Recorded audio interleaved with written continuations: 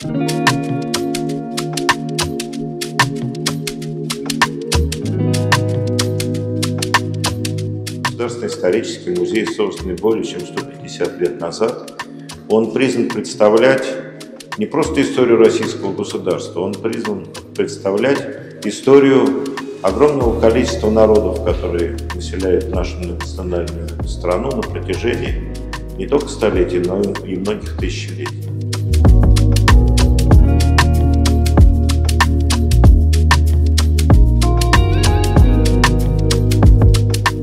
Это событие имеет исключительное значение не только для российской, но и для мировой археологической науки.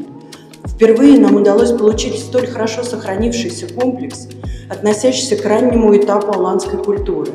Найденные предметы открывают новые страницы в изучении истории и культуры народов Северного Кавказа.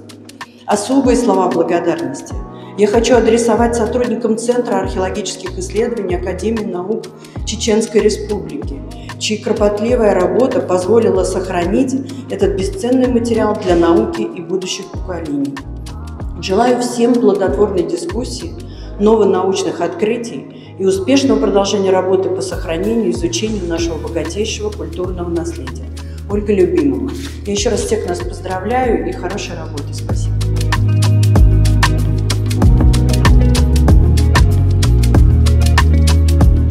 Хотя я рассматриваю эти экспонаты, которые сегодня представляет Академия наук в лице того безумно кропотливого труда, который провели сотрудники Центра археологических исследований нашей Академии Азамат Ахмаров и Султан Исаев, я вспомнил слова первого президента Чеченской Республики, героя России Ахмадхаджи Кадырова, который в свое время сказал, что без культуры нет нации.